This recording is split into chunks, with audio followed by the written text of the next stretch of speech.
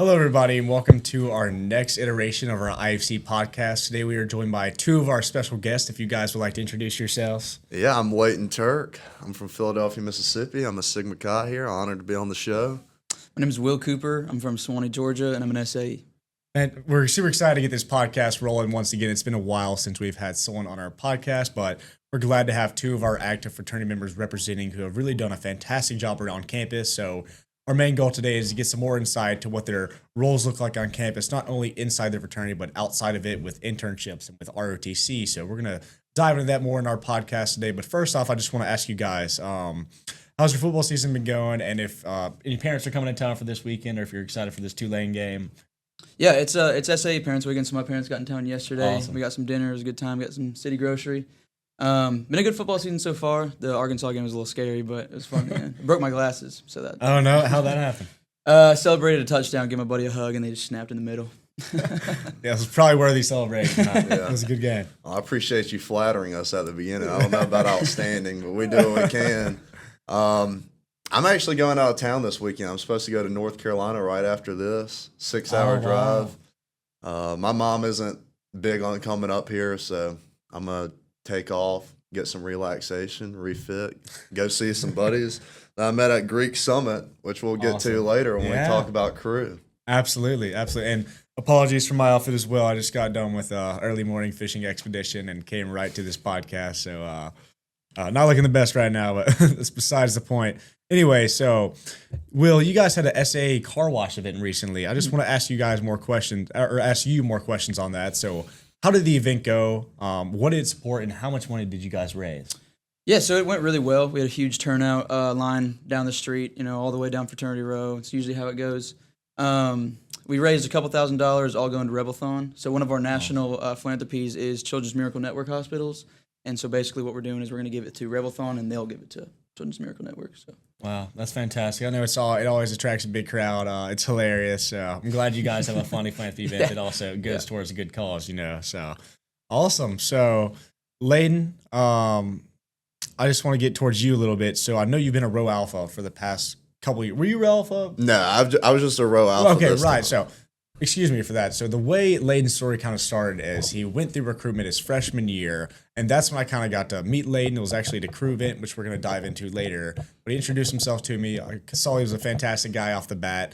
And then next year, Rush didn't work out from the way he wanted to that year, but he went again next year, and he ended up getting the presidential bid from Sigma Chi, right? Yeah. And it's really interesting because I actually met both of y'all my first time around, and I was getting rushed by both of y'all's fraternities. I loved both of them, and I kind of came in with the mindset that I was going to be a fraternal superstar. Like, coming out of high school, everybody was like, this guy's, it was when all the Nelk stuff was going around. They're like, this guy's so frat, whatever. And so I kind of came in with the wrong mindset a little bit because I wasn't very humble about it, and I also had that exactly what we tell people not to do, like, I'm only going to go to these fraternities. Well, the only fraternities I knew was like KA, SAE, Sigma Chi, because those are Southern fraternities. Yeah. And that's what people I knew were in. And then when I got dropped, it like totally crushed my confidence. It really, I was just hurt because I didn't understand how, because I made it to round 3 with all the fraternities I wanted, and then it was just like, oh, it didn't work out for you. Yeah. And I was kind of getting... back then we did it when you were actively in school. So I realized my classes were going to be hard. But I really changed over a person. I actually came to Christ that year, shortly after those events, and I spent a lot of my freshman year just refining my character and really growing as a person. And that next round of Rush, totally different mindset, complete 180. And the first round of Rush, I met Walker Cobb, who was the Sigma Chi president at the time, and I just told him I liked his speech and I'd be honored to come back. And he bidded me right there because I told him I'd be honored to come back, which is what I hope I can do for someone someday. Yeah. Sometimes in interactions with people, it just takes that little bit of whatever. And that's what I told all my guys when I was row alpha. You have to think about how you're going to stand out. Whether it be a talent that you have or a hobby that you have, or just the way you interact with people. Yeah. If everybody else is calling people bro, sometimes you gotta call them sir. Whatever Smart. works to make yourself set yourself apart from the rest of the pack. 100%. Yeah, that's awesome. And Leyton went on next year to be one of one of Hudson's row alphas and did a fantastic job this year. So thankful for Yeah. you serving as a leader. He was one of our head row alphas, and certainly hope that he'll be involved with either IC exec or with Sim Kai's exec one day, because we know he's a leader and does a fantastic job on that side. So now turning a little bit more towards your philanthropy side and the social events. So there's always a big turnout, a lot of fun, as we discussed with the car wash. But how do you balance organizing philanthropy events, given that you were the philanthropy chair of the chapter, with the social side of fraternity life, and making them serious and also wanting people to be involved, but managing the social aspect as well? So how do you kind of manage that duality as a philanthropy chair? Well, first off, I would say that I think philanthropy is the most overlooked part of fraternity life. Like, obviously, there's parties and things like that, and that's what people see on the surface. But, giving back to the community is always very important, and it's very important to me, especially. I just try to make them fun. I try to make them something that everybody can get into. So Patty Murphy Week is the really big thing that we do every second semester, and we'll have all the sororities paint banners. We'll have game night. We'll have sorority dodgeball. Obviously the car wash, which we do first and second semester now. I try to incentivize everybody to go and make them fun. You know what I'm saying? If you're just gonna be sitting there, trying to collect donations, nobody's gonna want to sit there and just do that. They're gonna want to actively, involve themselves in something that's fun, but also good for the community. 100%. Yeah, that's what it's all about. Let me bounce off that. What are some of the challenges that you face trying to run that stuff? So we do officer transitions going into the summer. Right. So I haven't really been philanthropy chair too long. So far it's been a pretty easy slate to get by, especially coming off the shoulders of Cross Del Tato, who was an awesome philanthropy chair last year. He was awesome, and so he was a good mentor, especially getting me with the connections and things like that. So far it's been pretty smooth. Yeah, shout out Cross, former IFC exec member, living it up in DC now. So thankful for everything you did, Cross, and setting that good foundation for Will. And Leyton, now moving back to you, man. So we know you're part of ROTC. It's a big part of your image and what you represent at this university. So how do you balance your life with Sim Kai and with crew and all these different factors, as well as being involved in this military affair with ROTC? It's a great question. People have asked me that before, and I'll kind of get snarky and say, you just got to make time. But there is some truth to that. Part of the thing with ROTC is we wake up earlier than most college students. I mean, most mornings I'm up at 5 o'clock in the morning, and you just get those extra 2 hours in to work out and kind of do some planning. And it's hard, but what's amazing is it doesn't really affect me too bad. And so a lot of what that's taught me is you're always stronger than you think you are. And I try to apply that. I do a lot of athletics competitions and stuff like that. You always got to save. You'll have 20% at the end. If you're running a marathon, you can always sprint those last 2 miles pretty much. And it's just amazing how that works. And so I try to really apply that ethos with being a servant leader. No matter how much it feels like people are riding me and I can't get it done, you just got to set that high task from the beginning and make it work, by any means. And I think that's where a lot of leaders get caught up, especially in the fraternity system. A lot of these guys super smart, doing finance and accounting and stuff like that, and that's no joke. But they get in there and they want to take this burden all upon themselves, and they're not willing to delegate. They're not willing to task it out and ask from support from others, and they get in their own head and they can't figure out a way to make it work. They can't stretch their day out long enough. And I think we can all learn from leaders who have figured this out. The most important thing to do as a leader is to delegate, especially on IFC. 100%. Being in one of the executive positions. Yeah. Do you have any advice for that? Because you've done a pretty tremendous job. I mean, the whole IFC exec this year, I think, has been really on their game. Yeah. So I could definitely touch on delegation and that piece. First of all, thanks for the compliments, Leyton. Delegation there's a lot that goes into it, because you can delegate tasks properly, and that's a huge part of being a president or being the upper, I guess, echelon of a leadership position. but also you have to make sure those delegations, that work is getting done properly. So there's a degree of oversight with delegation that you have to do to make sure these tasks aren't just slipping away and you're not just saying, hey, Alex, get this done, or hey, Noah, get this done. You have to also have your eggs in different baskets so that you're looking at everyone who is accomplishing those tasks you delegated. And that's the most effective form, I think. I try to have my eggs in every basket involved as much as I can to properly oversee my council. But I also realize sometimes if someone's too busy and can't pick up that weight that week, that's my job as president to pick up that slack. And I've done that many times throughout the year because academics come into play and different jobs come into play outside of IFC. But that's a strong part about being a president is not only do you have to get your own work done and do that correctly, but you also have to delegate properly and ensure that work actually gets done. So it's a lot that goes into it. Kind of something you figure out throughout time, through trial and error. But once you get a good hold of it, I think it's really what makes a council.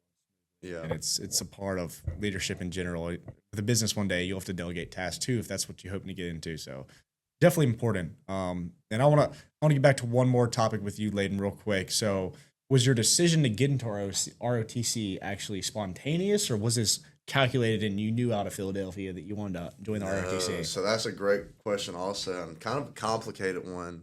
So I was going to join the Marine Corps coming out of high school. Wow. So I grew up, I'll give you a little bit of context. I grew up pretty underprivileged, one might say. I grew up in pretty extreme poverty at times, and I just had a lot kind of bearing down on me, and I couldn't wait to get out of Philadelphia, Mississippi. And I had some real trouble in high school, and I was like, man, I'm just going to join the Marine Corps. I'm going to go be a recon Marine. I'm going to go do some cool stuff. Everybody was like, that's a stupid idea. You need to go to college, like you're a smart guy. But I was talking to a recruiter like about to give my life to Uncle Scam one way or another. And then I had just gotten done from a run, and I got a call from a lady at Ole Miss Financial Aid, and she was like, hey, you got the Ole Miss Opportunity Scholarship. What is that? Basically a full ride. Or I guess it pretty much is a full ride your freshman year. So I was like, okay, well, I guess I'm going to college. So I had no idea what I was going to do because I applied as like a business major. I have no interest in business whatsoever. And so I get here, I switched to philosophy. I had read a really good book called The Art and Zen of Motorcycle Maintenance, which I still think about today. Yeah, I'll tell you about that later. And I get here and I immediately get into the whole of course I rushed. And then kind of after rush is over, and like I said, it didn't work out for me. I'm hit, start drinking, smoking, getting into a lot of things that I shouldn't do, and I face some consequences for it, some very serious consequences. And, luckily I was able to accept Christ in the midst of that, which started kind of really changing me. But I had a buddy named Kobe Atkinson, and he was in the National Guard and doing ROTC. And I started to respect him so much as a man. He really kind of mentored me. If you know Kobe, he's a lot like you, good guy. And I was like, I'm going to go get in that. So I went and talked to ROTC, and they basically just welcomed me with open arms. They were like, hey, man, people make mistakes. This is your opportunity to prove yourself. Awesome. And I was on that because the number one thing with me, like anytime people tell me I can't, and it's like, hey, you screwed up, you can't do this and that anymore, I was like, bet. I was like, let's get in it. And so that's been my story. And I've been able to take off. Yeah.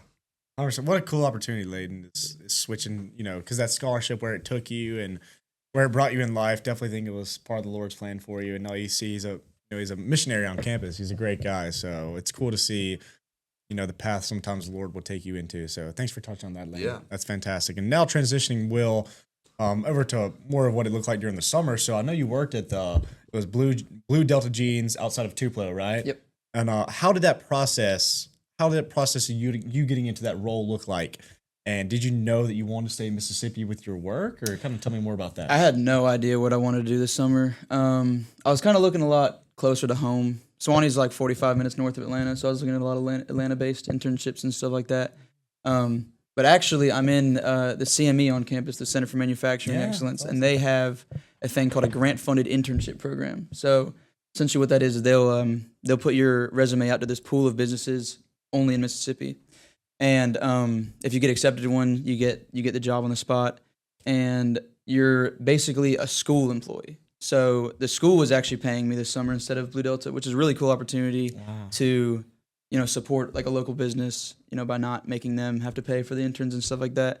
And it was an awesome opportunity. It was so much fun. I got to learn so much. They're expanding right now, like tripling the size of their warehouse, and it was really awesome. The owners, super nice guys, Josh West and Nick Weaver. Nick Weaver actually got me in contact with NASCAR too. Wow. So towards the end of the summer, I got to fly down to Daytona and have an internship experience at the Coke 0400. And so that was really cool. So especially being in finance and manufacturing, automotive manufacturing is kind of my focus. And so that's what I wanted to do. So going down there and seeing NASCAR that was a pretty good opportunity. What a cool opportunity. I hope that pushes you towards a gateway for that area of work in the future, because I know that's what you want to do. Yep. So were you more involved on the creative or business or customer side of that business, or like what was your kind of role in that job this summer? So the first couple of weeks, I was tasked with creating an AI platform for all the past customers. So let's say like they place a new order, it automatically gets put into the system with their measurements from the previous pair, if that's what they want. And I finished it up a lot quicker than I think they anticipated I would. So I kind of just started becoming like an employee, working on the ground, and especially helping with their expansion. I moved a lot of boxes and stuff like that this summer, putting some work in a hot warehouse. So that part was not very fun. But but yeah. So and then I didn't do a whole lot of like real finance work with them per se, but they moved me around and I got a lot of connections through it, especially with the NASCAR thing and some other guys. So any skills you learn, whether that is verbal or just task-oriented skills that you see yourself applying in the future to a job like NASCAR or something? Yeah, absolutely. I've always been a people person, so talking's always been kind of like my forte. And I guess just kind of meeting so many people through Nick and Josh, and I guess I just got better at that, just being able to talk to, especially business people. You get nervous at first, but then you kind of sit down and settle in. 100%. So, Leyton, tell me a little bit about your summer, man, and what went on in your life. I know you may want to touch on Greek Summit or Crew or some other things. I had a tremendous summer. I started out the summer really strong by going on this Greek Summit trip. Greek Summit is a trip that's hosted by Crew.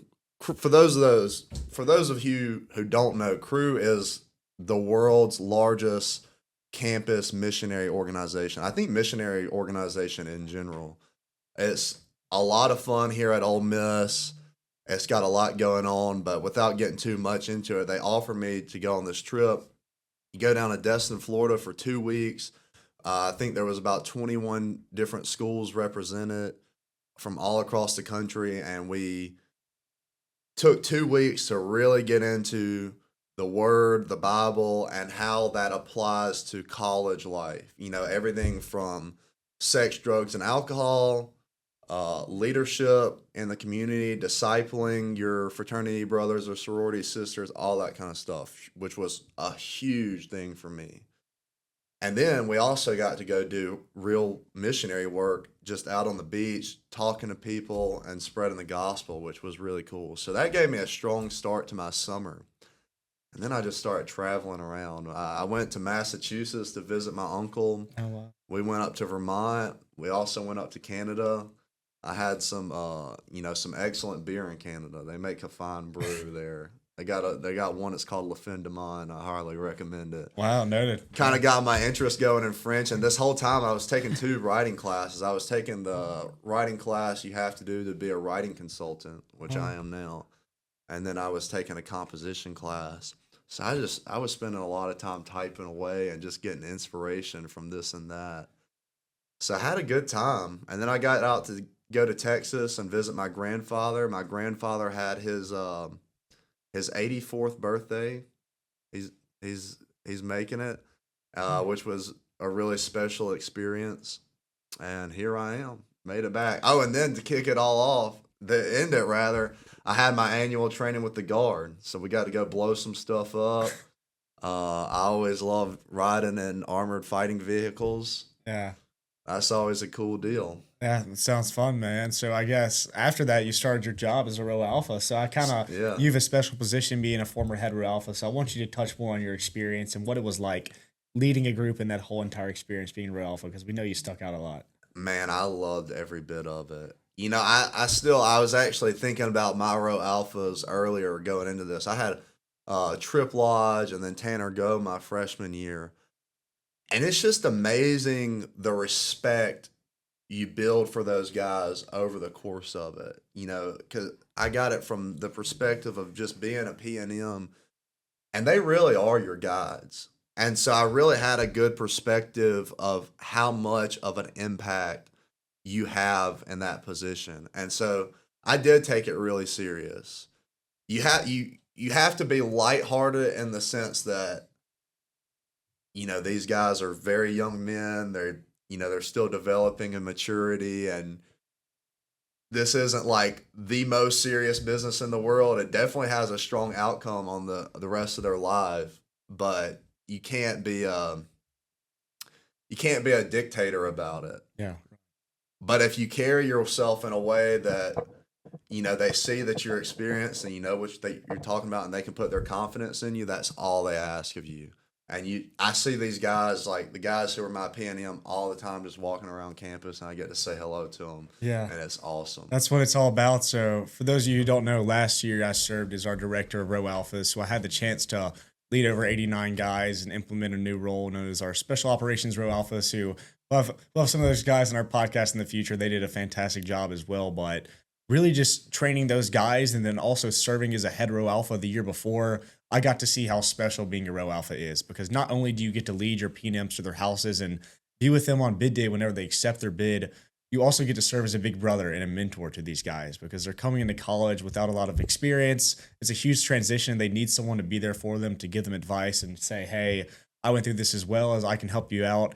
And that's what being a row alpha is all about. And it's really special. So I love that position, as well as our J board members and everyone else who helps out with recruitment, all of our actives. It's a fantastic process. So yeah, and I'll actually add to that, because there is another thing. You know, for the row alpha, it's a great opportunity to just meet guys from other fraternities, and you get so much closer. You know, I met Alex this year, and yeah, you just have this sense of community from working with IFC, where it's like, hey, you know, I'm a Sigma Chi, I got my own thing going on, but if I ever need Will Cooper and the SAEs to help out with a philanthropy event, maybe we can make that happen. yeah, You know, we can unify on certain stuff, at least rush, but I think we could take it a step further. You know, that's kind of where I'm hoping to go.